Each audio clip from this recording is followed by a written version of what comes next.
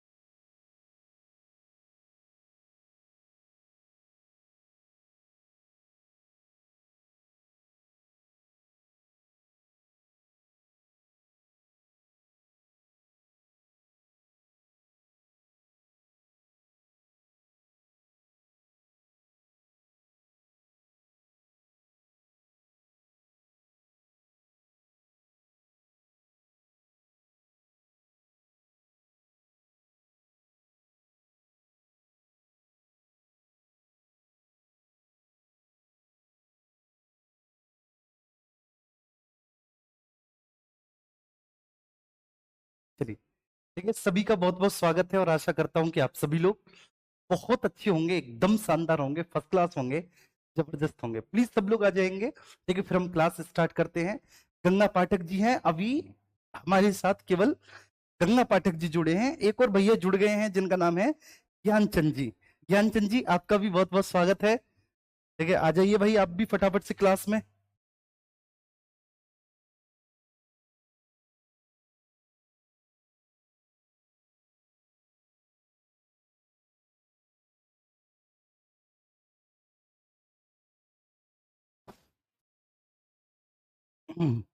Okay, ठीक है, सोलंकी जी हैं और हमारे साथ कुसुमलता हैं, नायला रिजवी जी हैं, गंगा पाठक जी हैं। ठीक है, सभी का बहुत बहुत स्वागत है। सत्यम यादव जी भी हैं, रश्मि शर्मा हैं, योगिता जी हैं, स्नेहा त्रिपाठी हैं, धर्मेंद्र सिंह जी हैं, सोनी देवी हैं, आंचल हैं, मानसी यादव हैं, अंशु जी हैं और डब्लू चौहान है। डब्लू जी बहुत बहुत सुभाषित आपको नमस्ते जी। ठीक है, सभी का बहुत बहुत स्वागत है आप सभी का, और आशा करता हूं कि आप सभी लोग बहुत ज्यादा अच्छे होंगे, बहुत ज्यादा शानदार होंगे। ठीक है, फर्स्ट क्लास होंगे और एकदम जबरदस्त होंगे। ठीक है बच्चे। हाँ ठीक है, सोनाली मैंने पढ़ लिया लास्ट डेमो, पॉलिटी और आपकी इको की शायद क्लास। जो पीडीएफ है वो अपलोड नहीं हुई। मैं बोल दूंगा बहन कि भाई सभी पीडीएफ अपलोड करवाइए। ठीक है ना, मैं बोल दूंगा बच्चे।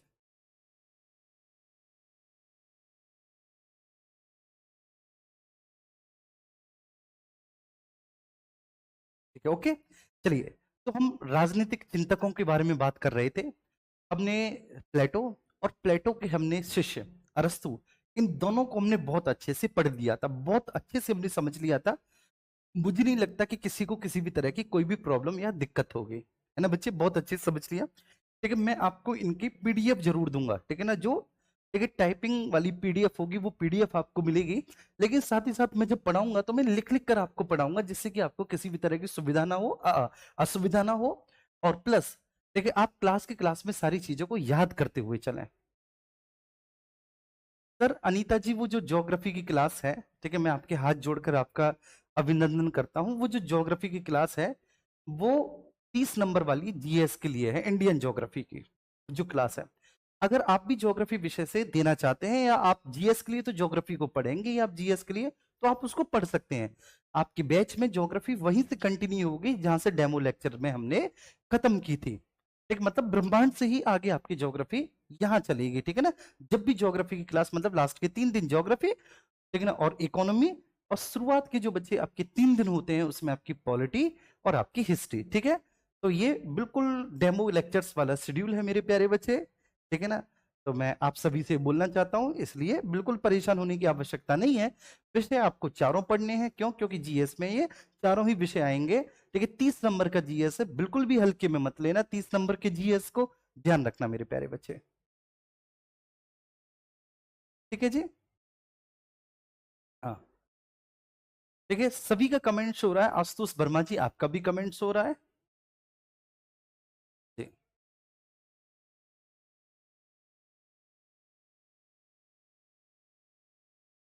ठीक है, डेमो क्लासेस की पीडीएफ डल जाएंगी। और बताइए बच्चे। हाँ बिल्कुल, जो जीएस की ज्योग्राफी यूट्यूब पर है वो अदर एग्जाम्स के लिए भी है, बिल्कुल है बच्चे।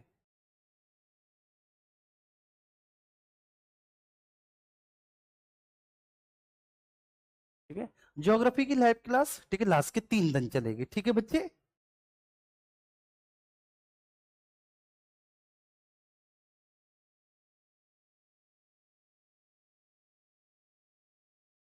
ठीक है, ओके।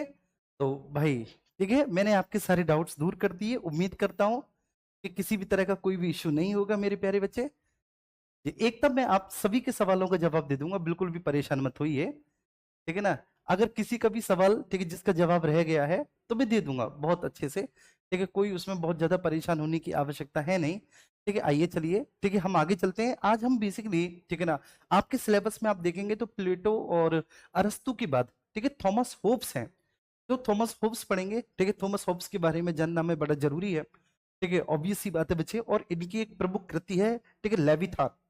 ठीक है, जो इनकी कृति है मेरे प्यारे बच्चे, लेविथॉन, ठीक है, लेविथॉन से ही इनके, ठीक है, समस्त राजनीतिक विचारों के बारे में हमको जानकारी प्राप्त, ठीक है, होगी। तो सबसे पहले, ठीक है, आज हम जिस राजनीतिक चिंतक को पढ़ने जा रहे हैं, ठीक है, उनका नाम है थॉमस हॉब्स। ठीक है, ये एक्सीडेंटल राजनीतिक चिंतक बन गए, मतलब इनका कोई ऐसा उद्देश्य नहीं था कि कोई ये पॉलिटिकल थिंकर बने, लेकिन परिस्थितियों के आधार पर ये बन गए। ठीक है, देखो समझना क्या है मेरे प्यारे बच्चे, ठीक है, सबसे पहले आपको इनके बारे में, कि एक तो इनकी जो कृति है, ठीक है, वो बहुत मोस्ट इंपोर्टेंट है। ठीक है, कृति हमें जाननी है, बिना कृति जाने हम इनके बारे में, ठीक है, नहीं जान सकते। और आपको समझना है कि इनकी कृति का जो नाम है, ठीक है, वो क्या है, ठीक, वो है लेविथॉन, ठीक है ना। और लेविथॉन में इन्होंने, देखिए, एक अपने प्रमुख विचार दिया है, ठीक है, और वो क्या है कि सरकार जो होती है बच्चे, ठीक है, सरकार को मुख्य रूप से सामूहिक सुरक्षा अपने नागरिकों को प्रदान करनी चाहिए। देखिए, लेविथॉन में इनका जो मत है, जो इनका राजनीतिक विचार है, वो आया है कि सरकार को मुख्य रूप से सामाजिक सुरक्षा और सामूहिक सुरक्षा, ठीक है, अपनी जनता को उपलब्ध करानी चाहिए। तो सबसे पहले हम बात करेंगे आज, ठीक है, हॉब्स के जो सामाजिक समझौता संबंधी विचार हैं उनके बारे में, थॉमस हॉब्स का सामाजिक समझौता संबंधी विचार।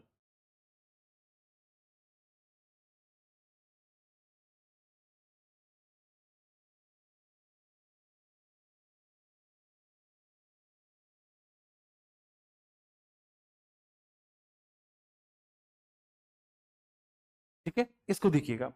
तो थॉप्स कप का ये जो सामाजिक समझौता संबंधी विचार है, अच्छा मैं ऐसा करता हूं मेरे प्यारे बच्चे, ठीक है, क्योंकि ये, जी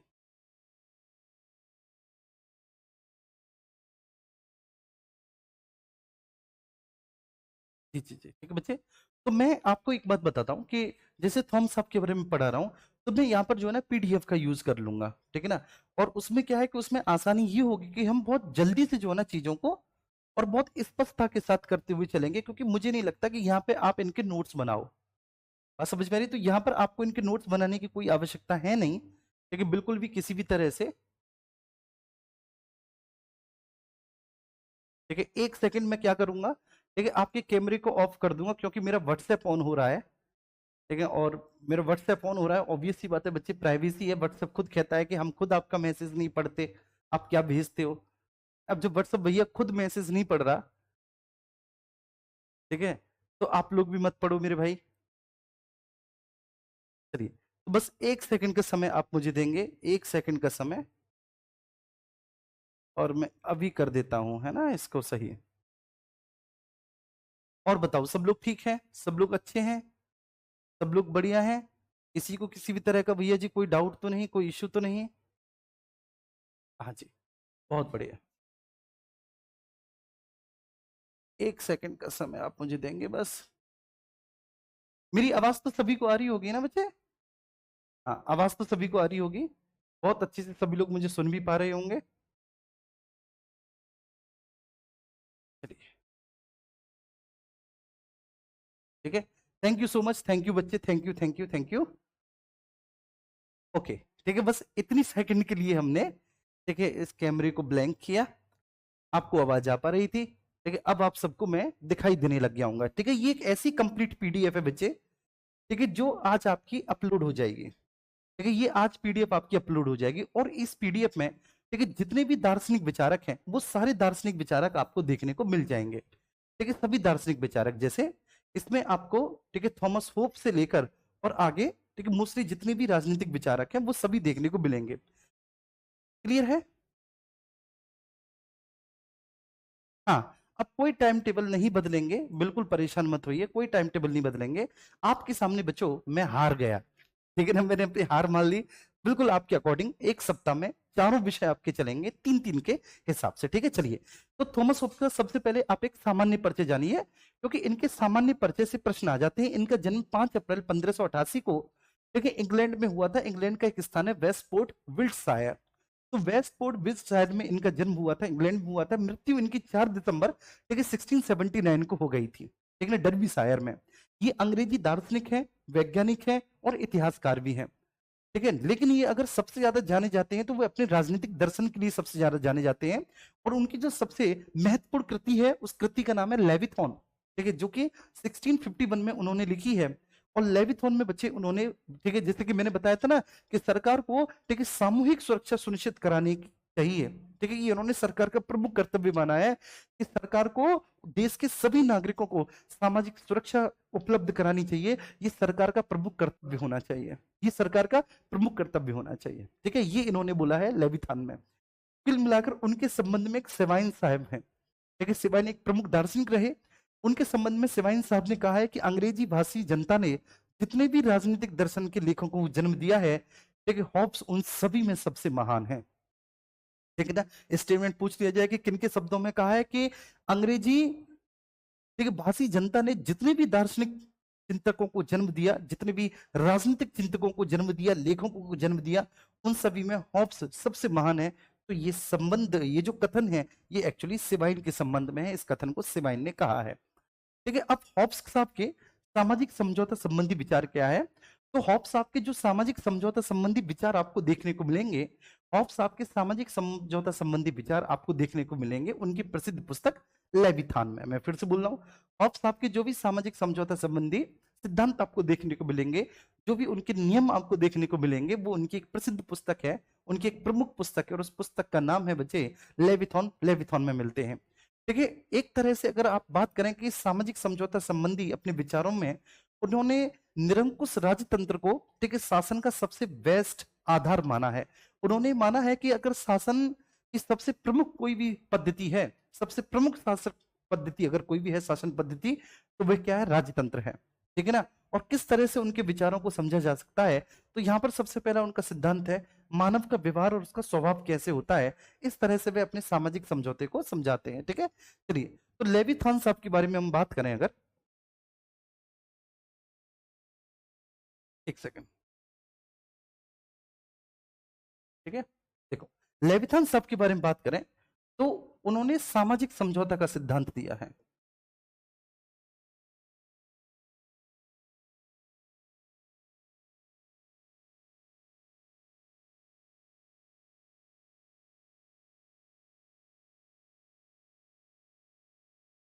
ठीक है, ध्यान रखना, लेविथान साहब ने बच्चे किसका सामाजिक समझौते का सिद्धांत दिया है। और सामाजिक समझौते का जो सिद्धांत है वो हॉब्स साहब ने, माफ करना, हॉब्स साहब ने सामाजिक समझौते का सिद्धांत दिया। और ये जो सामाजिक समझौते का सिद्धांत है, ये उनकी पुस्तक लेविथॉन में स्पष्ट रूप से मिलता है। लेविथॉन में स्पष्ट रूप से मिलता है। उन्होंने कहा है, इन्होंने कहा है कि राज्य या सरकार को सामूहिक सुरक्षा प्रदान करनी चाहिए नागरिकों के लिए,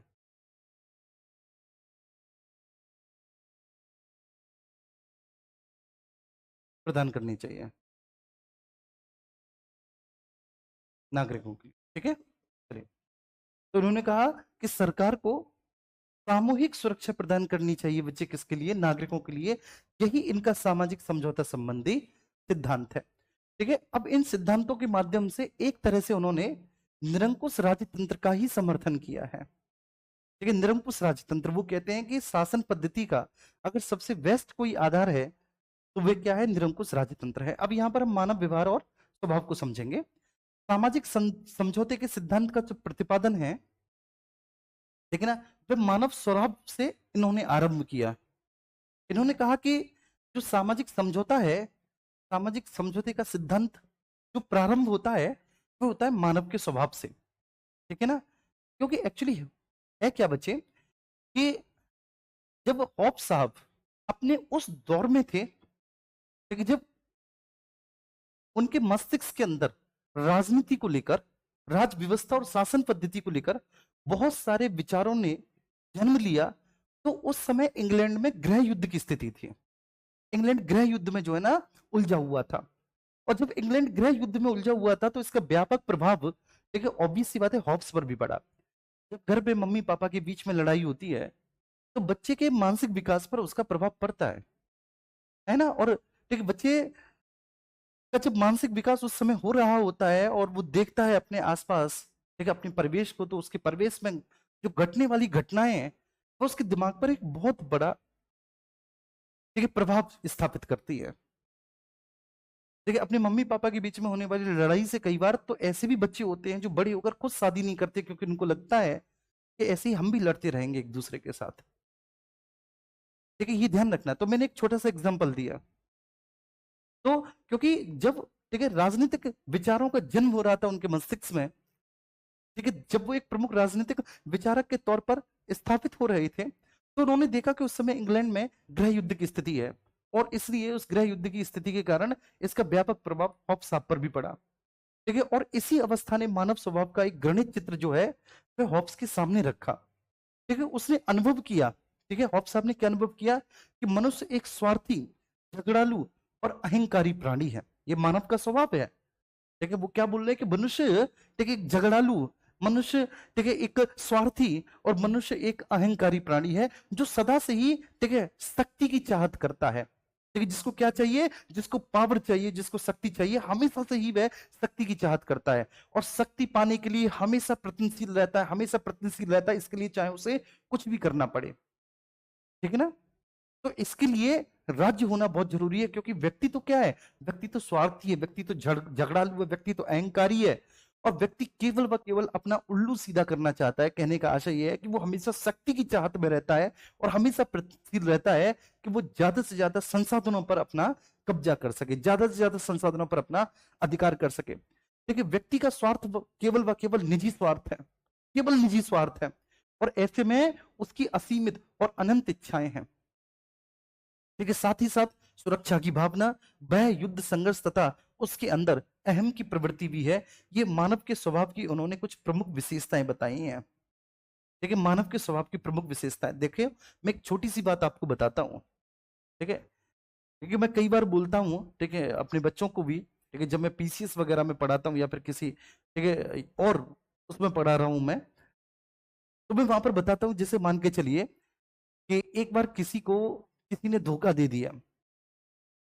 ठीक है, तो ऑब्वियस सी बात है उसका दिल टूटेगा, क्योंकि वो असीम अनंत प्रेम करता था और उसके लिए वो कुछ भी करने के लिए तैयार था, करता था, उसे धोखा मिला, और धोखा मिलने के कारण जो है ना उसका हृदय टूट गया, उसका दिल टूट गया।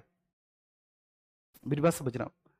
कोई बात नहीं, साल बीता, 2 साल बीता, 3 साल बीता, उसको फिर से कोई एक व्यक्ति अच्छा लगने लग गया और उसने चाहा कि चलो ठीक है, लेकिन फिर से प्रेम में पड़ जाते हैं।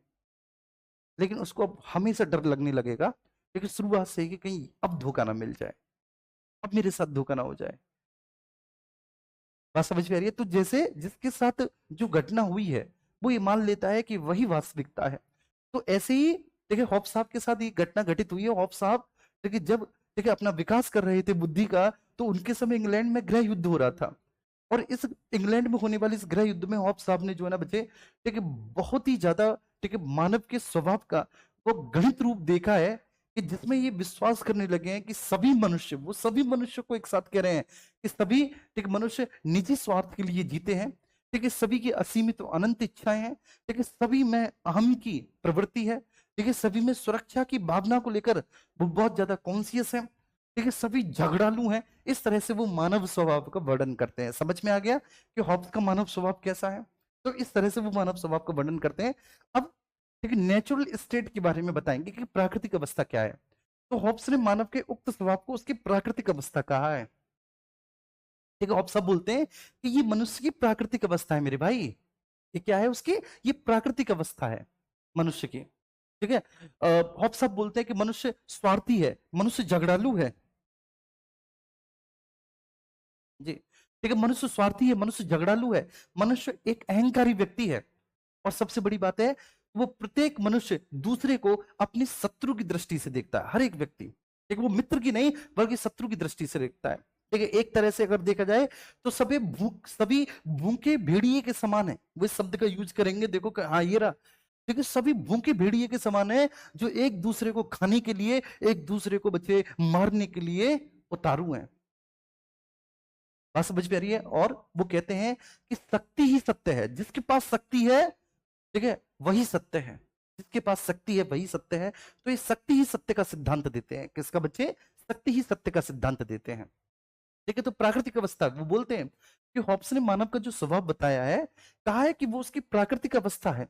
उसके अनुसार मनुष्य स्वार्थी है, झगड़ालू है, अहंकारी व्यक्ति है। ठीक है, और देखिए उस पर किसी भी प्रकार का नियंत्रण ना होने का स्वाभाविक परिणाम ये हुआ कि प्रत्येक मनुष्य दूसरे मनुष्य को शत्रु की दृष्टि से देखने लगा।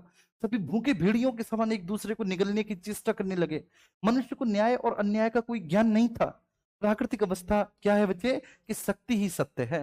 ये प्राकृतिक अवस्था है मनुष्य की। ठीक है, जो कुछ भी ले सके और जितनी देर अपने पास रख सके और जितनी देर अपने पास रखने में समर्थ हो सके, वही उतने समय तक उसका हो जाता है, वही उतने समय तक उसका हो जाता है। चलिए तीसरा फिर इन्होंने बताया समझौते का कारण, the reason of agreement. Hobbes ने सामाजिक समझौते का कारण बताते हुए कहा है कि जीवन और संपत्ति की इस असुरक्षा ने व्यक्तियों को यह विचार करने के लिए प्रेरित किया कि इस असहनीय प्राकृतिक अवस्था का अंत अब किया जाना चाहिए। यही कारण था कि लोग एक राजनीतिक समाज की स्थापना करने के लिए प्रेरित हुए। बात समझ में आ रही है? तो कैसे राजनीति ने जन्म लिया, ठीक है, कैसे एक राज व्यवस्था, कैसे एक शासन व्यवस्था का उदय हुआ, कैसे एक राजनीतिक समाज की स्थापना हुई। तो होप्स साहब बताते हैं कि भाई देखो, राजनीतिक समाज की स्थापना कुछ इस तरह से हुई। सब लोग समझना कि राजनीतिक समाज की स्थापना कुछ इस तरह से हुई, ठीक है प्लीज, कि मनुष्य की जो स्वाभाविक प्रवृत्ति है, ठीक है, मनुष्य की स्वाभाविक प्रवृत्ति है कि वह झगड़ालू है, ठीक है, उसमें अहम है, वह स्वार्थी है, वह केवल अपने निजी स्वार्थ के लिए सोचता है, और यही उसकी एक प्राकृतिक अवस्था है। शक्ति ही सत्य के सिद्धांत पर मनुष्य चलता है कि कोई भी व्यक्ति किसी भी चीज को जितने समय तक के लिए अपने पास रख सकता है, ठीक है, वही उसकी अपनी है, ये उसकी प्राकृतिक अवस्था है। और अगर इस प्राकृतिक अवस्था से निजात पानी है तो इसलिए एक राज व्यवस्था होनी चाहिए, इसलिए एक राजनीतिक समाज होना चाहिए, ठीक है, जिससे कि मनुष्य की इस प्राकृतिक अवस्था का अंत किया जा सके। अब समझौते का स्वरूप कैसा हो? तो हॉब्स के अनुसार प्राकृतिक अवस्था से छुटकारा पाने के लिए सब मनुष्यों ने मिलकर एक समझौता किया। सब लोगों ने एक दूसरे से कहा कि मैं अपने ऊपर शासन करने का अपना अधिकार इस व्यक्ति को इस शर्त पर सौंपने की स्वीकृति देता हूं कि तुम भी अपने अधिकार उसको सौंप दोगे और उसी तरह सब कार्यों को स्वीकृति दे दोगे। इस समझौते द्वारा व्यक्तियों ने राज्य को जन्म दिया। इस राज्य में एक व्यक्ति को सब अधिकार सौंप दिए गए और उसे शासन करने के लिए कहा गया। सबने स्वीकार किया कि उसकी हर आज्ञा का हम लोग पालन करेंगे। पहले प्राकृतिक अवस्था में जीवन असुरक्षित था, परंतु अब राज्य के निर्माण के पश्चात कुछ बंधन लग गए जिसमें जीवन की सुरक्षा मिली, क्योंकि सभी व्यक्तियों ने स्वेच्छा से एक साथ राजा की प्रत्येक आज्ञा का पालन करने के लिए कॉन्ट्रैक्ट किया था। इसलिए राजा संप्रभु हो गया। संप्रभु का मतलब होता है जिसको समस्त निर्णय लेने की, ठीक है, क्षमता हो, जो समस्त निर्णय लेने की ताकत रखता हो, उसको संप्रभुता कहते हैं।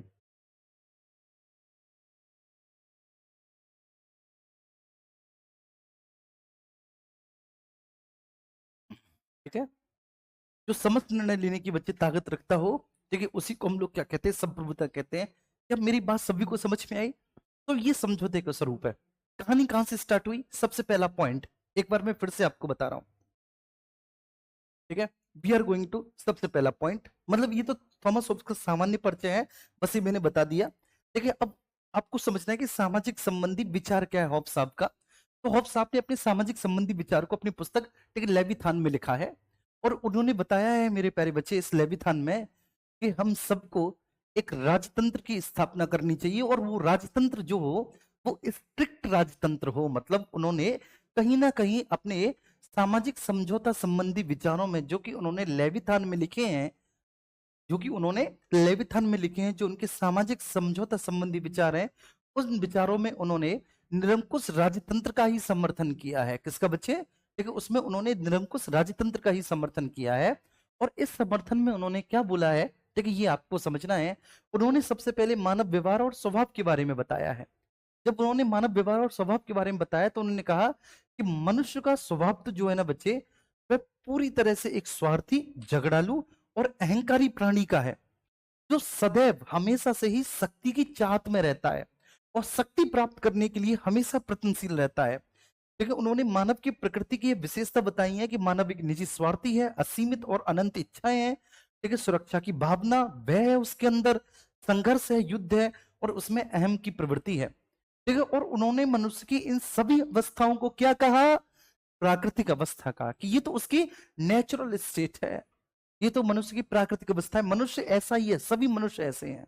ठीक है, तो इसकी प्राकृतिक अवस्था का कहा कि शक्ति ही सत्य है। हर कोई चाहता है कि मैं ज्यादा से ज्यादा शक्ति को अपने पास ले लूं, ठीक, ज्यादा से ज्यादा वो, ठीक, ज्यादा से ज्यादा संसाधनों को, ठीक है, अपने हित में बच्चे रखना चाहता है, उसका दोहन करना चाहता है, जितने भी समय तक उसके पास रहे उतने समय तक वह अपने साथ रखना चाहता है। अगर इस तरह से राज्य नहीं होगा, आप सब बोलते हैं अगर राज्य नहीं होगा तो आपस में एक दूसरे के साथ सब लोग लड़ेंगे, भिड़ेंगे, किसी का अस्तित्व नहीं बचेगा, जो ताकतवर होगा उसका शासन होगा। तो इसलिए हम सबको मिलकर क्या करना चाहिए, एक समझौता करना चाहिए। और वो समझौता क्या है कि उसके माध्यम से हमें एक राज्य बनाना चाहिए हमारे बीच में से, जिसको हम ये, ठीक है ना, अधिकार दें कि आप हमारे लिए एक स्टेट की स्थापना करो जिसमें हमको, ठीक है, सुरक्षा हो, जिसमें सुरक्षा की भावना हो। क्योंकि मनुष्य पर कुछ बंधन लगाए जाएंगे, और जब बंधन लगाए जाएंगे तो बंधन लगने के कारण स्वाभाविक सी बात है बच्चे, वो एक नियम और कानूनों के अंतर्गत शासन करेंगे, नियम और कानूनों के अंतर्गत व्यवहार करेंगे।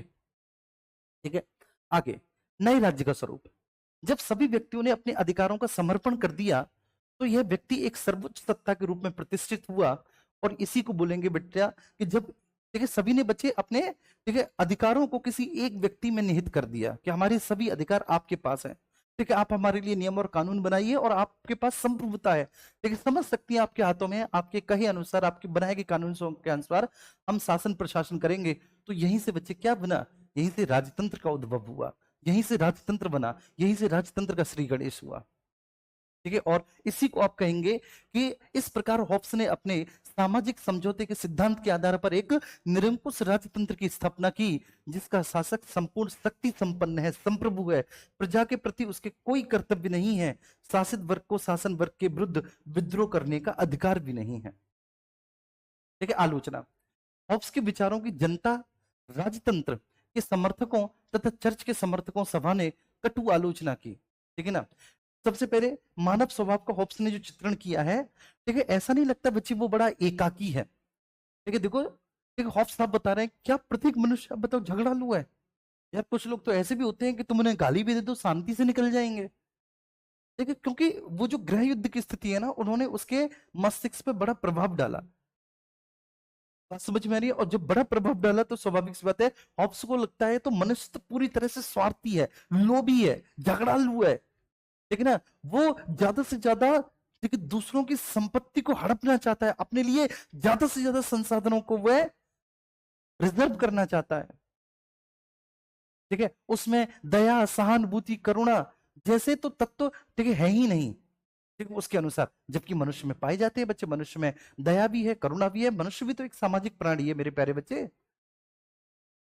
ठीक है, मनुष्य, ठीक है, स्वभाव से सामाजिक प्राणी होता है, स्वार्थी नहीं। सबसे पहले तो मनुष्य स्वभाव का हॉब्स ने जो चित्रण किया है वे एकाकी है। उसने मनुष्य के केवल जो, ठीक है, कालिमामय पक्ष है, मतलब जो मनुष्य का नेगेटिव पक्ष है उसी को देखा है। हॉब्स मनुष्य के एकदम स्वार्थी, लोभी, झगड़ालू उसी पक्ष को देखता है, जबकि ऐसा नहीं है। अच्छा और बुरा बेटा दोनों का ही सम्मिश्रण है मनुष्य। वह स्वार्थी प्राणी होने के साथ साथ एक सामाजिक प्राणी भी है, उसमें दया भी है, सहानुभूति भी है, प्रेम भी है, ये सभी तत्व उसमें पाए जाते हैं। ठीक है, मनुष्य स्वभाव से सामाजिक प्राणी होता है, स्वार्थी नहीं।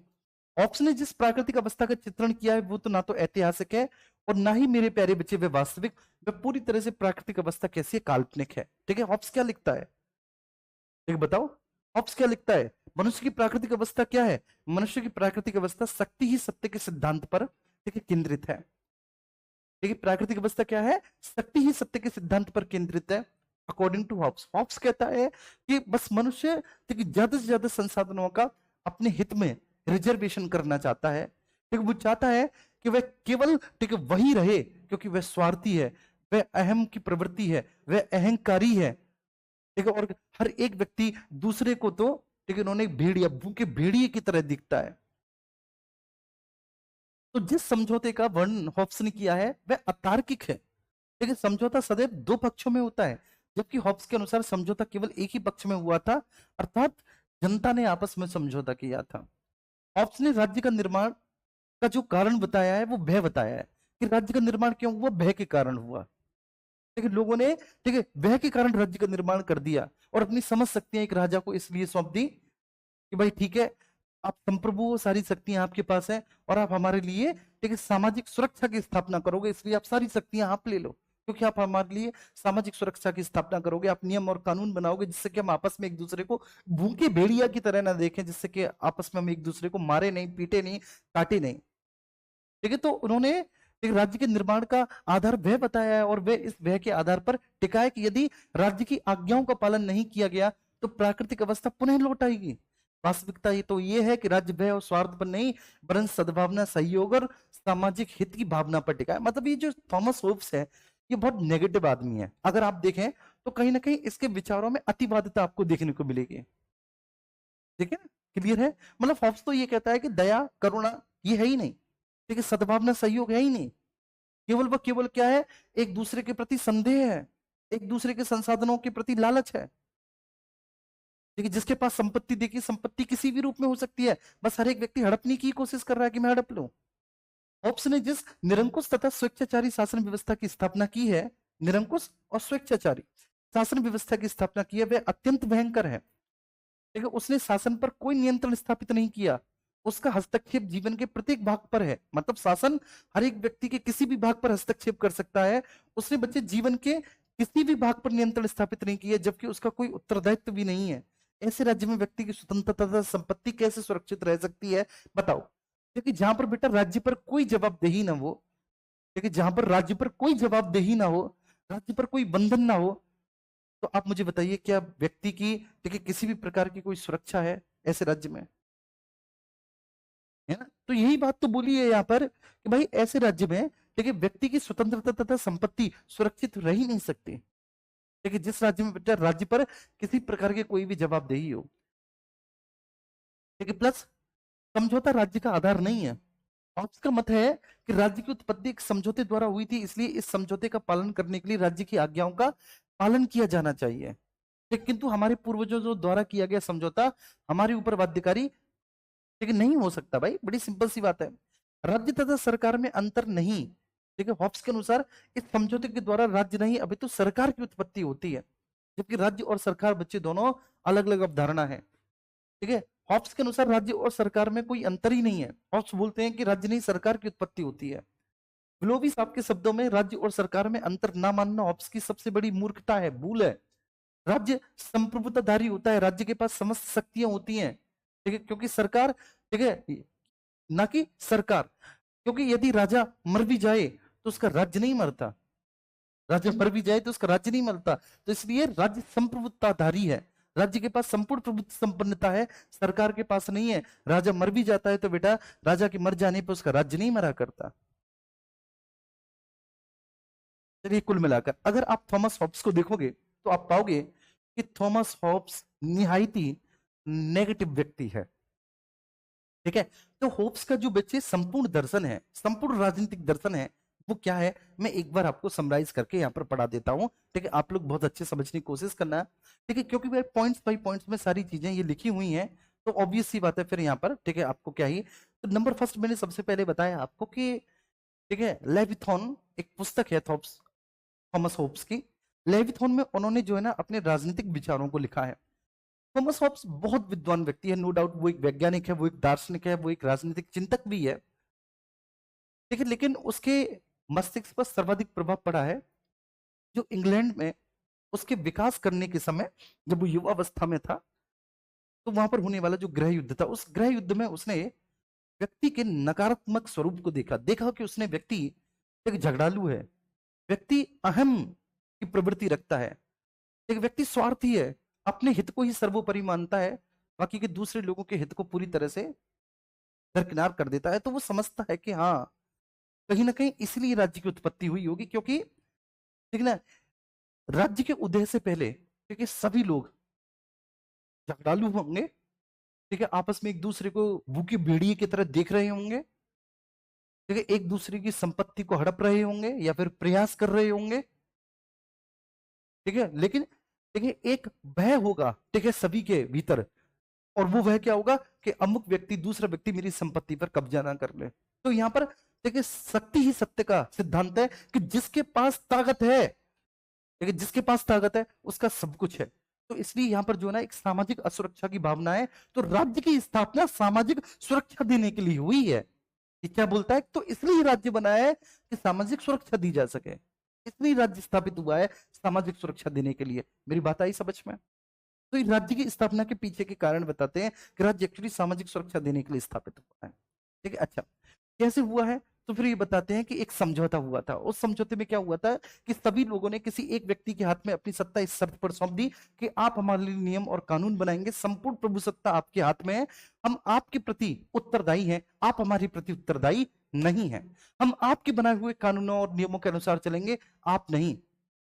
ठीक है, और आप देखिए सत्य को स्थापित करने के लिए, मतलब आप सामाजिक सुरक्षा को स्थापित करने के लिए किसी भी प्रकार का शासन चला सकते हैं, ठीक है, ये शक्ति आप में निहित है। तो इसका मतलब है कि उसने एक निरंकुश राजतंत्र को जन्म दिया, ठीक है, निरंकुश राजतंत्र को जन्म दिया, जबकि ऐसा नहीं होना चाहिए। ठीक है, वो राज्य और सरकार में कोई फर्क नहीं कर पाया, जबकि राज्य अलग है सरकार अलग है। लेकिन राज्य एक ऐसी संरचना होती है मेरे प्यारे बच्चे, लेकिन जिसपे एक निश्चित भौगोलिक क्षेत्रफल होता है, जनसंख्या होती है, सरकार होती है, और सरकार के पास समस्त निर्णय लेने की क्षमता होती है, संप्रभुता होती है। राज्य का एक अवयव होती है सरकार। सरकार जो राजनीतिक क्रियाओं का संचालन करती है, संपादन करती है, उसको हम सरकार कहते हैं। लेकिन राज्य एक ऐसी इकाई है जिसमें सरकार राजनीतिक क्रियाएं करती है, जिसमें जनसंख्या निवास करती है, ठीक है, जिसमें एक भौगोलिक क्षेत्रफल होता है, और जिसमें सरकार ठीक है संप्रभुता धारण करती है। तो इसने राज्य और सरकार में कोई, और दूसरा इसने मनुष्य के उस गुण को तो देखा ही नहीं, लेकिन दया को, सद्भाव को, प्रेम को, करुणा को। बस इसका तो यही मानना है कि हर एक व्यक्ति दूसरे व्यक्ति की संपत्ति पर अधिकार करना चाहता है, और शक्ति ही सत्य है। बस ये थॉमस हॉब्स के राजनीतिक विचार हैं, ठीक है, समझ में आ गई सभी को?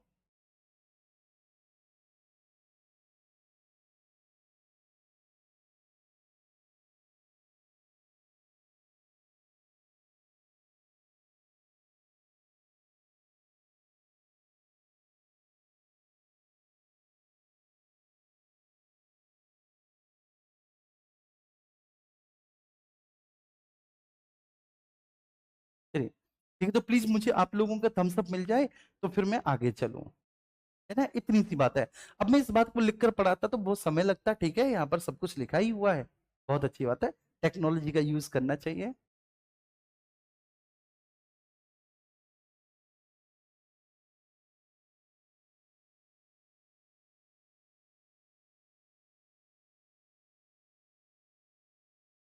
जी, जैसे आप में से कुछ लोगों ने केवल नेगेटिव चीजें देखी, जबकि देखिए आप लोगों को देखो, मेरा देखिए कई वर्षों का पढ़ने पढ़ाने का अनुभव है, ठीक है, ऑब्वियस सी बात है, अध्यापक से पहले बच्चे में, ठीक है, एक ठीक है आप लोगों की तरह एक स्टूडेंट भी था, मुझे पता है बहुत अच्छे से कैसे हम सिलेबस को डील कर सकते हैं, कैसे पढ़ा सकते हैं।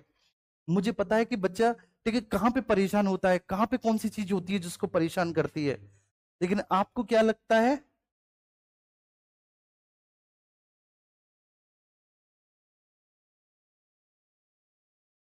लेकिन आपको क्या लगता है कि अरे यार, ठीक है, इन्होंने तो हमारे रुपए मार लिए है भाई।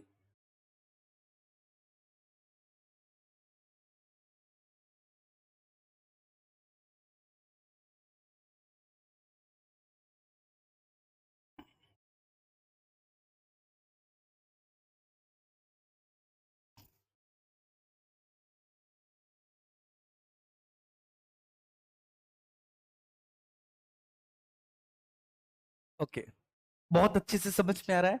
चलिए थैंक यू सो मच मेरे प्यारे बच्चे, ठीक है ना। चलिए, अब हम अगर कंक्लूजन निकालें, ठीक है ना। निष्कर्ष मैंने हाँ बाद में निकाला होगा। ये आपके मेंस के लिए भी नोट्स हैं, अगर आपको कोई भी दार्शनिक ठीक है लिखना हो, कोई भी राजनीतिक चिंतक लिखना हो, तो आप उसको बाकायदा लिख भी सकते हैं। ठीक है बच्चे, चलिए।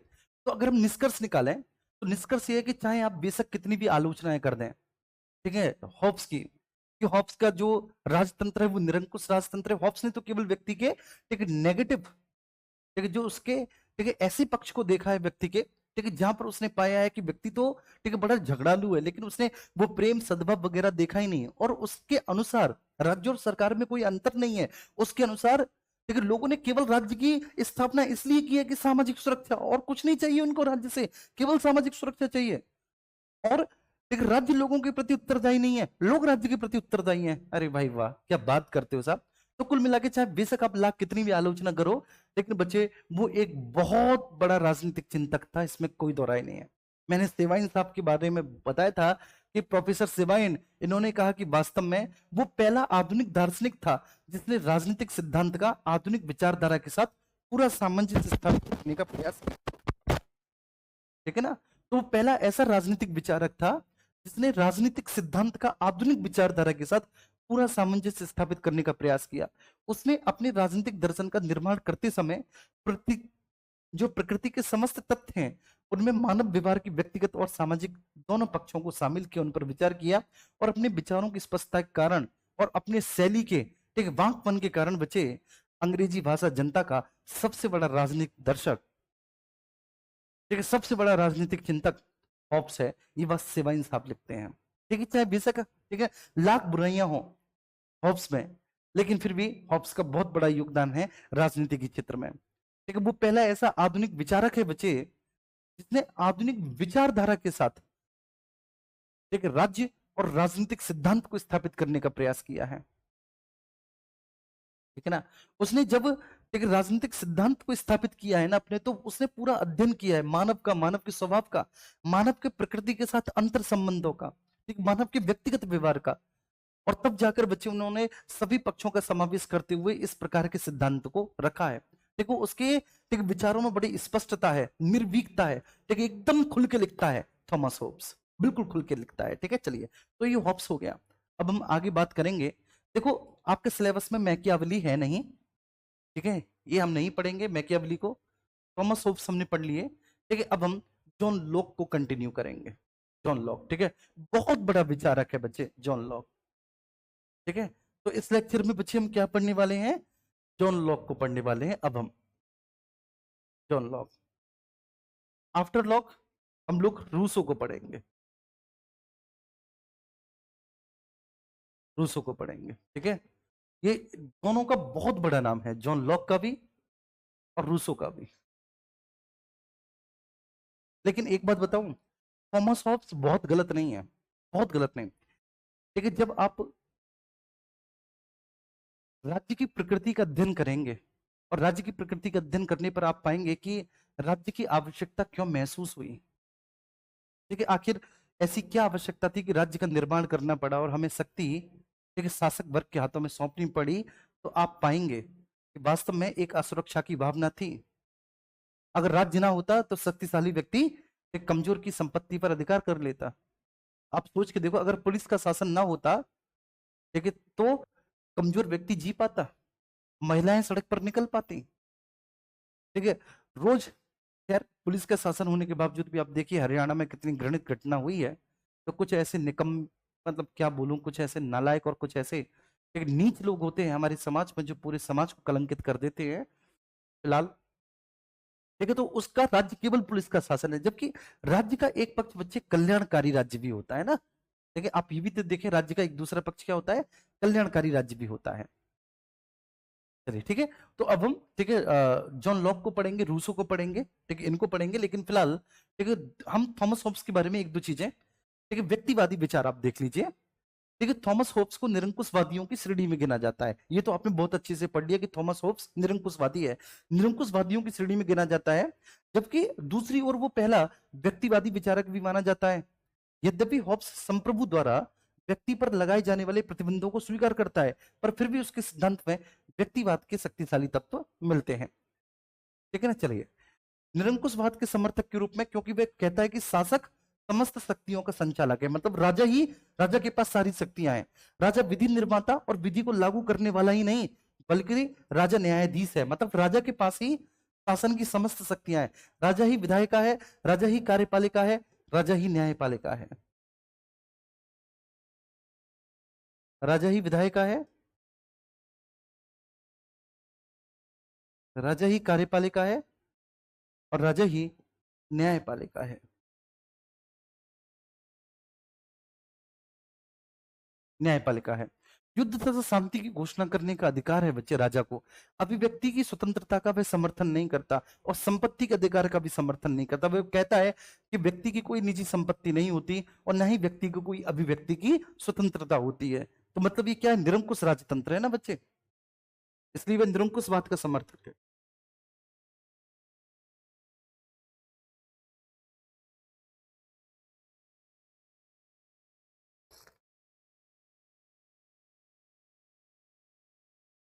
ठीक है, इसलिए वह निरंकुशवाद का समर्थक है। अब आगे हम बढ़ेंगे व्यक्तिवादी के रूप में। ठीक है, तो राज्य की अपेक्षा व्यक्ति को अधिक महत्व प्रदान करता है। व्यक्ति को साध्य मानते हुए व्यक्ति की स्वतंत्रता को अत्यधिक महत्व देना ही व्यक्तिवादी विचारधारा का प्रमुख लक्षण है। परंतु ये सभी सिद्धांत हॉब्स के विचारों में मेल नहीं खाते। फिर भी एक ऐसे कारण है जिनके संदर्भ में हॉब्स को व्यक्तिवादी, मतलब ये सभी नहीं है, वो राज्य की स्वतंत्रता पर ही विचार देता है, लेकिन फिर भी मेरे प्यारे बच्चे, उसकी व्यक्ति के प्रति एक नई सोच है। वो व्यक्ति की सामाजिक बंधनों से मुक्ति चाहता है। राज्य साध्य नहीं अपितु साधन है, व्यक्ति साध्य है। वह मानव समानता पर बल देता है। राज्य का निर्माण व्यक्ति के हित के लिए है, और आवश्यकता पड़ने पर वह व्यक्ति द्वारा संप्रभुता का विरोध करने की भी बात करता है। मतलब देखो, व्यक्तिवादी व्यक्ति कौन होता है, आप मुझे बताओ, व्यक्तिवादी कौन है? जो राज्य की अपेक्षा व्यक्ति को अधिक महत्व दे, वो नहीं देता। जो व्यक्ति की स्वतंत्रता, अभिव्यक्ति की स्वतंत्रता और व्यक्ति के मौलिक अधिकारों पर बल दे, वो नहीं देता। ठीक है, लेकिन उसके बावजूद भी वो व्यक्तिवादी है। क्यों? क्योंकि व्यक्ति के प्रति उसकी नई सोच है। वो चाहता है कि व्यक्ति सामाजिक बंधनों से मुक्ति हो। ठीक है, व्यक्ति साध्य नहीं, सॉरी, राज्य साध्य नहीं बल्कि साधन है। व्यक्ति साध्य है, राज्य साध्य नहीं है। ठीक है, अपितु साधन है। ठीक है ना, अपितु साधन है बच्चे, व्यक्ति साध्य है। मतलब राज्य व्यक्ति के लिए बना है। ठीक है, ये कहीं ना कहीं है। और राज्य का निर्माण व्यक्ति के हित के लिए है, और आवश्यकता पड़ने पर बच्चे वह व्यक्ति के द्वारा संप्रभुता का विरोध किया जा सकता है, वह इसकी भी बात करता है।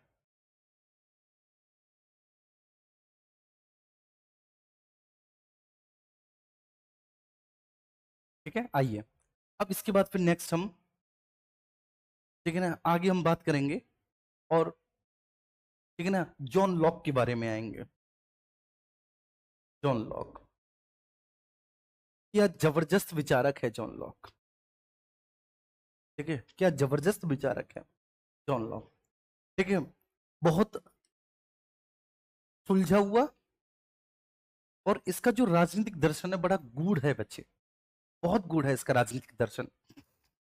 इसके राजनीतिक दर्शन में बच्चे, ठीक है, व्यक्ति की स्वतंत्रता को महत्व दिया गया है। ठीक है ना, और वो सारी चीजें चलो हम जॉन लॉक के बारे में पढ़ेंगे। बस अगर आपकी छोटी सी अनुमति हो तो चाय आई है, एक दो सिप ले लूं बच्चे।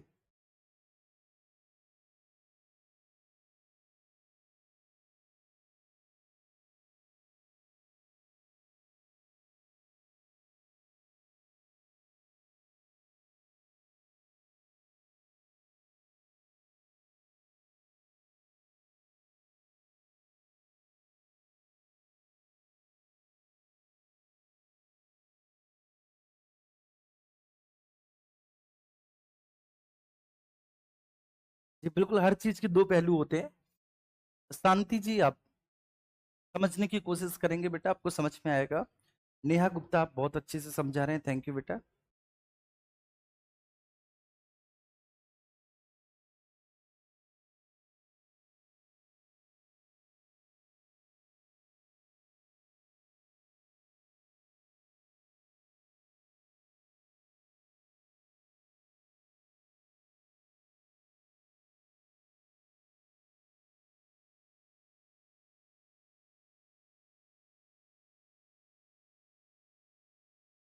खुशी जी, वेरी नाइस सर, क्लास ऐसा लग रहा है कि सामने बैठ के ले रहे हैं, ऑनलाइन नहीं, जैसे ऑफलाइन क्लास ले रहे हैं।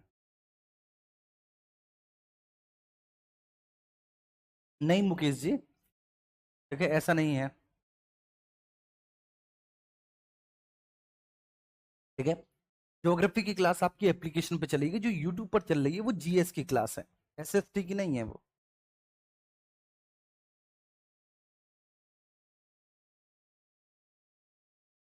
जी। ठीक है।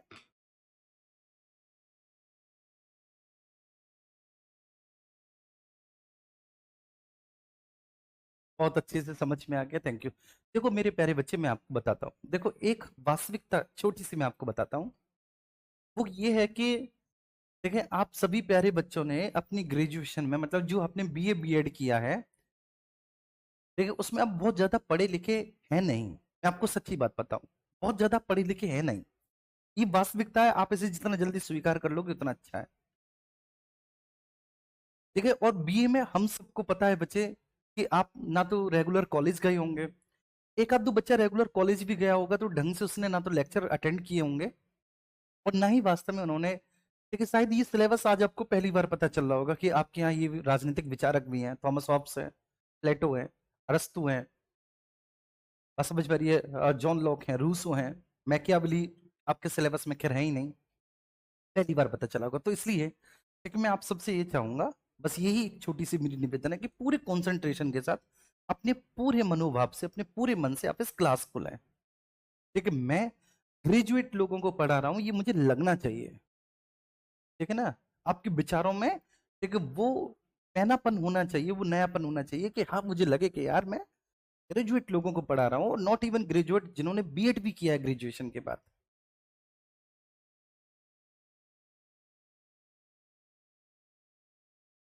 ठीक है, तो इसलिए हाँ ठीक है, कई लोग गए होंगे लेकिन प्लीज, ठीक है, इसलिए ठीक है, अब आप लोग ज्यादा दिमाग मत लगाओ अपना, ठीक है, मुझ पे छोड़ दो, जो पढ़ा रहा हूँ चुपचाप पढ़ो, लेक्चर देखो और अच्छे से रिवाइज करो। ठीक है ना मेरे प्यारे बच्चे। ठीक। अब यहां पर हम बात करेंगे सबसे पहले सामाजिक समझौता सिद्धांत। तो ये जो सामाजिक समझौता सिद्धांत है जॉन लॉक साहब का है, और ये राज्य की उत्पत्ति के संबंध में ही है, लॉक साहब का भी जो सामाजिक सिद्धांत है, ठीक है ना। अब यहां पर अगर हम बात करें जॉन लॉक साहब, तो वो भी राज्य की उत्पत्ति का कारण सामाजिक समझौता मानते हैं। एक वो भी मानते हैं कि लोगों ने कहीं ना कहीं एक सामाजिक समझौते के तहत राज्य की स्थापना की। तो जॉन लॉक भी हॉब्स की तरह राज्य की उत्पत्ति का जो कारण है वो सामाजिक समझौते को मानते हैं। लेकिन लॉक कहते हैं कि एक्चुअली प्राकृतिक जो अवस्था थी, प्राकृतिक अवस्था, उस प्राकृतिक अवस्था की जो कठिनाइयां थी, उन कठिनाइयों से छुटकारा पाने के लिए ही मनुष्य के द्वारा बचे एक नागरिक समाज की स्थापना की गई। ठीक है, प्राकृतिक अवस्था की जो कठिनाइयां थी, प्राकृतिक अवस्था की कठिनाइयों से छुटकारा पाने के लिए ही मनुष्य के द्वारा बचे एक नागरिक समाज की स्थापना की गई। लॉक के अनुसार यह समझौता सब लोगों ने सब लोगों के साथ मिलकर किया है। ठीक है, ये सामाजिक और राजनीतिक दोनों प्रकार का समझौता है, क्योंकि इसके द्वारा एक राजनीतिक समाज की स्थापना होती है। इसके अंतर्गत प्रत्येक व्यक्ति अपने व्यक्तिगत अधिकारों को समर्पित करने के लिए एक सहमत होता है। ठीक है, प्रत्येक व्यक्ति अपने व्यक्तिगत अधिकारों को समर्पित करने के लिए सहमत होता है। तो लॉक के अनुसार यह समझौता बच्चे सब लोगों ने सब लोगों के साथ मिलकर किया है। ये सामाजिक और राजनीतिक दोनों प्रकार का समझौता है, क्योंकि उसके द्वारा एक राजनीतिक समाज की स्थापना होती है।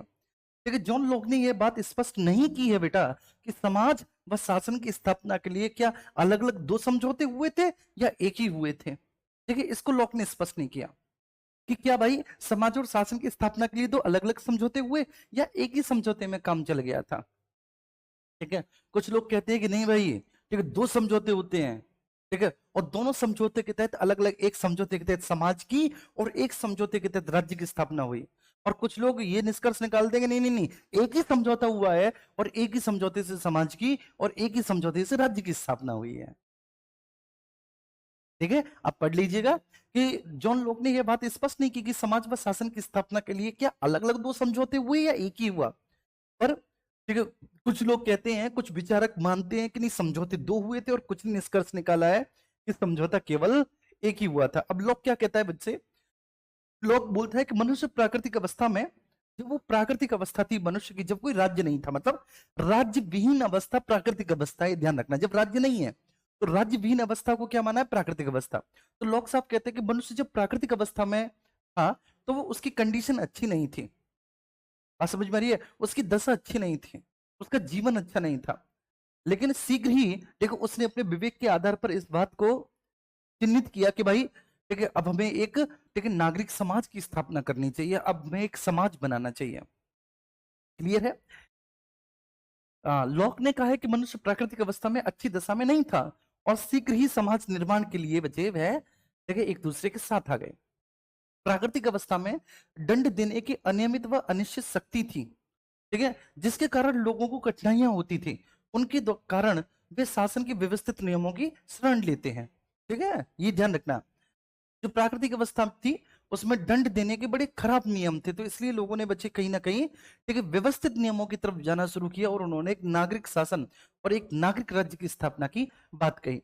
इसी कारण वे अपने में से ही कुछ लोगों को नियुक्त करके अपने संपूर्ण अधिकार उन्हें सौंप देते हैं। यही रीजन है कि वे अपने में से कुछ लोगों को नियुक्त करते हैं और अपने में से कुछ लोगों को नियुक्त करके अपने संपूर्ण अधिकार जो है वे लोगों को सौंप देते हैं। इसके अंतर्गत हमें अधिकार व विधायिका एवं कार्यपालिका शक्ति और शासन व समाजों के उदय का एक मूल प्राप्त होता है। चलिए, विशेषता क्या है जो इनके सामाजिक सिद्धांत की विशेषता है जॉन लॉक साहब के, कि ये सामाजिक और राजनीतिक दोनों प्रकार का समझौता है। ठीक है, ये समझौता सर्वसम्मत है, सभी ने माना है, हर एक देश काल में ये मान्य रहेगा। ठीक है, ये सीमित शासन तंत्र की स्थापना करता है। प्राकृतिक विधि की मान्यताएं अभी भी समाप्त नहीं हुई हैं। ठीक है, अब एक एक को यहां पर हम अच्छे से पढ़ेंगे। जॉन लॉक के अनुसार प्राकृतिक अवस्था की कठिनाइयों से छुटकारा पाने के लिए मनुष्य समाज में प्रवेश करते हैं। मनुष्य समाज में क्यों प्रवेश किया? जॉन लॉक कहता है बच्चे बताओ कि मनुष्य समाज में क्यों प्रवेश की है? तो मनुष्य समाज में प्रवेश करते हैं प्राकृतिक अवस्था की कठिनाइयों से छुटकारा पाने के लिए। इसलिए तो समाज बना, क्योंकि प्राकृतिक अवस्था के जो थी बच्चे ठीक उसमें बहुत कठिनाइयां थी। तो प्राकृतिक अवस्था की कठिनाइयों से छुटकारा, प्राकृतिक अवस्था की कठिनाइयों को दूर करने के लिए ठीक है इसलिए वो एक नागरिक समाज की स्थापना करते हैं। ठीक है, और इस तरह से वो एक ऐसी शासन की स्थापना करते हैं जिसमें सभी लोग समान रूप से अपना आचरण कर सकें। ठीक है, जॉन लॉक के शासन की सबसे बड़ी विशेषता यह है, या आप कह सकते हैं उनके राजनीतिक चिंतन की सबसे बड़ी विशेषता यह है कि वो सामाजिक और राजनीतिक दोनों प्रकार के शासन की स्थापना करते हैं, या वह सामाजिक और राजनीतिक दोनों प्रकार का समझौता है। सामाजिक और राजनीतिक दोनों प्रकार का समझौता है। वो कहते हैं समझौता सर्वसम्मत है। सर्वसम्मत का मतलब है कि सभी की सहमति होनी चाहिए, सभी की सहमति होनी चाहिए, तो इसलिए वह सर्वसम्मत है मेरे प्यारे बच्चे। जब तक लोग बहुमत के शासन के लिए सहमत नहीं होंगे तब तक निर्णय नहीं किए जा सकते और शासन भी चल नहीं सकता, राज्य चल भी नहीं सकता। वो कहते हैं कि समझौता सर्वकालिक है। इसका मतलब क्या है बच्चे? समझौता सर्वकालिक है कि स्थायी समझौता है और कभी भी इसको देखिए तोड़ा नहीं जा सकता, कभी भी इसको ब्रीच आउट नहीं किया जा सकता। ये एक स्थायी समझौता है। ठीक है, इसलिए बोलते हैं। ठीक है, फिर भी ये बोलते हैं कि प्राकृतिक अवस्था की स्वतंत्रता में मनुष्य नहीं रह सकता। ठीक है, लेकिन इसके मतलब प्राकृतिक अवस्था की स्वतंत्रता में मनुष्य नहीं रह सकता है। चलो, लेकिन देखो अब देखो यहां पर एक विसंगति है। क्या है? उसने कहा है कि कोई बच्चा किसी देश या शासन की प्रजा के रूप में जन्म नहीं लेता। अर्थात इसका अर्थ है कि उस बच्चे को यह पूरा अधिकार है कि बड़ा होकर अपनी इच्छा से राज्य व समाज को अपनाने और राज्य की प्रत्येक पीढ़ी के बाद ठीक है ना बार बार ठीक है वो एक नई अवस्था को चुनने का अधिकारी होगा। ठीक है, वह सीमित शासन तंत्र की स्थापना की बात करते हैं। वो बोलते हैं कि मनुष्य जब समाज में प्रवेश करते हैं तो वे अपनी समानता, स्वतंत्रता तथा शासन के अधिकार को समाज के हाथों में दे देते हैं। वे ऐसा अपनी स्वतंत्रता व संपत्ति को और अधिक सुरक्षित रखने की दृष्टि से करते हैं। समाज व उसके द्वारा निर्मित विधायिका की शक्ति सामान्य हित से आगे नहीं बढ़ सकती, बल्कि उसका यह दायित्व है कि वह प्रत्येक की संपत्ति की सुरक्षा की व्यवस्था करे। ठीक है, ये वही ठीक है थॉमस होब्स की ही मोटी मोटी बातें हैं, लेकिन निरंकुशता इसमें कम है। बस इतना आप समझ लो कि थॉमस होब्स का जो सिद्धांत है उसमें निरंकुशता बहुत है, लेकिन यहाँ पर निरंकुशता ठीक है बहुत कम है। ठीक है, एक बार फिर से आप समझेंगे। जॉन लॉक साहब, जॉन लॉक साहब भी वही बात कह रहे हैं कि भाई सामाजिक समझौते का जो सिद्धांत है ठीक उसी से राज्य की उत्पत्ति हुई है। जॉन लॉक साहब भी बोल रहे हैं कि क्या सामाजिक समझौते के सिद्धांत के अंतर्गत ही ठीक राज्य की उत्पत्ति हुई है। लॉक कहते हैं कि राज्य बना ही सामाजिक समझौते से। बात समझ में आ रही है? लेकिन लॉक के अनुसार मनुष्य वैसा नहीं है जैसे हॉब्स के अनुसार है। ठीक है, ये मानते हैं कि सामाजिक समझौते से राज्य का निर्माण हुआ। लेकिन लोगों ने ठीक है आपस में मिलकर कॉन्ट्रैक्ट किया। ठीक है, और वो जो कॉन्ट्रैक्ट था वो एक सोशल कॉन्ट्रैक्ट था, वो एक सामाजिक समझौता था और उसके अनुसार राज्य बना। लेकिन उन्होंने ये नहीं कहा कि व्यक्ति अपने मूल स्वरूप में झगड़ालू है, उस व्यक्ति अपने मूल स्वरूप में अहम है, वह केवल व केवल शक्ति ही सत्य का सिद्धांत है, मनुष्य इस तरह के। देखिए वो इतने निरंकुशतावादी नहीं है, वो इतनी गलत धारणा मनुष्य के संदर्भ में नहीं रखते। लॉक साहब कहते हैं कि हाँ मैं मानता हूं कि ये जो सामाजिक समझौता है, इसी के अंतर्गत, सामाजिक समझौते के सिद्धांत के अंतर्गत ही राज्य की उत्पत्ति हुई है, इस बात को भी स्वीकार करता हूं। और वो बोलते हैं कि मनुष्य ने राज्य बनाया ही इसलिए कि वह अपनी प्राकृतिक अवस्था की कठिनाइयों से छुटकारा पा सके। प्राकृतिक अवस्था की कठिनाई क्या? जहां कोई राज्य नहीं है, ठीक है, जहां कोई शासन नहीं है, जहां ना कोई विधायिका है, ना कार्यपालिका है, ना न्यायपालिका है। बात समझ में आ रही है? ना कोई कानून है और ना ही किसी भी प्रकार के बच्चे शासन तंत्र की कोई अवधारणा है। तो वो प्राकृतिक अवस्था है और हर एक मनुष्य चाहता है कि भाई इस प्राकृतिक अवधारणा से हमको छुट्टी मिले, ठीक है, इस प्राकृतिक अवस्था से हमें छुट्टी मिले। तो इसके लिए ही बच्चे वो कहीं ना कहीं, ठीक है, इससे छुटकारा पाने के लिए ही मनुष्य एक, ठीक है, सामाजिक और नागरिक समाज की स्थापना करता है। ये रीजन है। अभी जो सामाजिक समझौते का सिद्धांत हुआ, ये सामाजिक समझौते का सिद्धांत सभी लोगों ने मिलजुल कर किया, ठीक है, मिलजुल कर किया उन्होंने ये, ठीक है, सभी लोगों ने। और इसलिए वो सामाजिक और राजनीतिक दोनों भी है। सामाजिक इस तरह से है कि समाज में एक दूसरे के प्रति, ठीक है, उनके कुछ उत्तरदायित्व हैं। राजनीतिक इसलिए है क्योंकि राज्य के प्रति उनके उत्तरदायित्व है। समाज में एक दूसरे के प्रति उत्तरदायित्व है, ठीक है, तो वे सामाजिक है। राजनीतिक, राज्य के प्रति उनके कुछ उत्तरदायित्व है, तो इसलिए वे कैसा है? राजनीतिक है। तो वे दोनों ही प्रकार के हैं, ठीक है। लेकिन ठीक है, ये बात स्पष्ट नहीं की लॉक साहब ने कि उन्होंने, ठीक है ना, राजनीतिक और, ठीक है, सामाजिक, क्या दो अलग अलग प्रकार के कॉन्ट्रैक्ट किए थे या एक ही कॉन्ट्रैक्ट? तो कुछ लोग कहते हैं कि उन्होंने, ठीक है, समाज व शासन की स्थापना के लिए, ठीक है, अलग अलग कॉन्ट्रैक्ट किए हैं। कुछ लोग कहते हैं कि नहीं, अलग अलग नहीं, समाज और शासन की स्थापना एक ही कॉन्ट्रैक्ट से हुई है, एक ही कॉन्ट्रैक्ट से हुई है, ठीक है ना। अब लोग साहब कहते हैं कि प्राकृतिक अवस्था में मनुष्य अच्छे नहीं थे, लेकिन बड़े खराब थे, और इसलिए फिर उन सब लोगों ने एक म्यूचुअल अंडरस्टैंडिंग के माध्यम से, देखिए, एक समाज की स्थापना की ओर जो ना ध्यान दिया कि भाई एक समाज निर्माण होना चाहिए।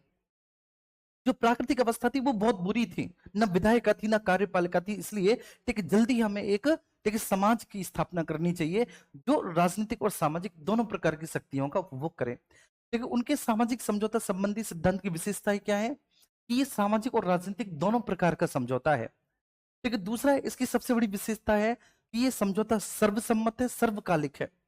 सर्वसम्मत है मतलब सभी के द्वारा मान्य है, समाज के हर एक नागरिक ने इसको स्वीकार किया, और सर्वसम्मत है। सर्वकालिक का मतलब है कि कोई भी इसे बीच में से कभी तोड़ नहीं सकता। बात समझ में आ रही है? अब कह रहे हैं कोई भी बीच में से तोड़ नहीं सकता, सर्वसम्मत है। तो दूसरी तरफ वो कहते हैं कि कोई भी बच्चा, ठीक है ना, वो स्वतंत्र है कि वो चाहे पैदा किसी भी राज्य में हुआ हो, लेकिन वो किसी भी राज्य में रह सकता है। बात समझ में आ रही है? तो कहीं ना कहीं विरोधाभासी विचारधाराएं हो गई। और जॉन लॉक साहब कहते हैं कि भाई जो पांचवी अवधारणा है कि प्राकृतिक विधि की मान्यताएं समाप्त नहीं होती। लॉक के समझौता सिद्धांत के द्वारा प्राकृतिक अवस्था का अंत होता है, पर जो प्राकृतिक विधि है उसकी मान्यताएं समाप्त नहीं होती।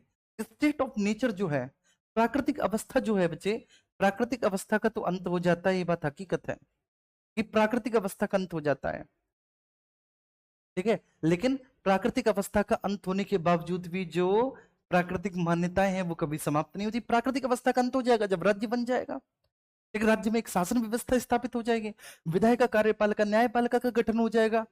तो स्वाभाविक सी बात है बच्चे, ठीक, जैसे इनका गठन होगा तो आप कह सकते हैं सर कि प्राकृतिक अवस्था तो समाप्त हो गई, लेकिन प्राकृतिक मान्यताएं कभी समाप्त नहीं होती। लॉक ने इस संबंध में स्पष्ट कहा कि प्राकृतिक विधि के दायित्व समाज में कभी भी समाप्त नहीं हो पाते। चलिए,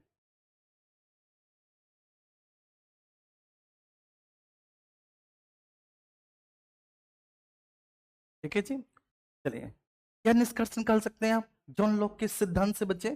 तो जॉन लॉक का ये जो सामाजिक, ठीक है, समझौते का सिद्धांत है, ठीक है, इससे हम बहुत आराम से, ठीक है, इस बात का तो निष्कर्ष निकाल सकते हैं सामाजिक समझौते के सिद्धांत से।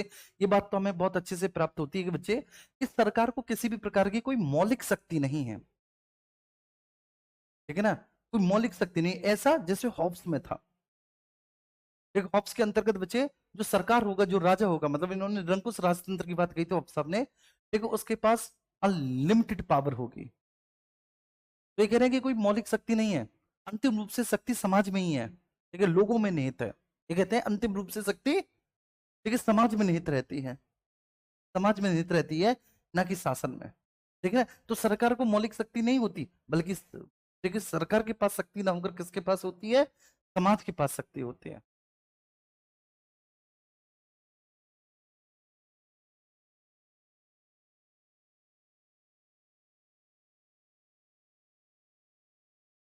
चलिए, ये बात समझ में आई। तो अभी आप क्या करना कि केवल इतना ही आप एक बार ठीक है रिवाइज करना। ठीक है, क्योंकि राजनीतिक चिंतक है, विचारक है, ऑब्वियस सी बात है। इतना ही आप एक बार रिवाइज करना, और फिर उसके बाद फिर हम कल मिलेंगे, और कल फिर हम रूसो को ठीक है पढ़ाएंगे। रूसो के बाद जो आगे के विचारक हैं हम उनको भी पढ़ेंगे, ठीक है ना।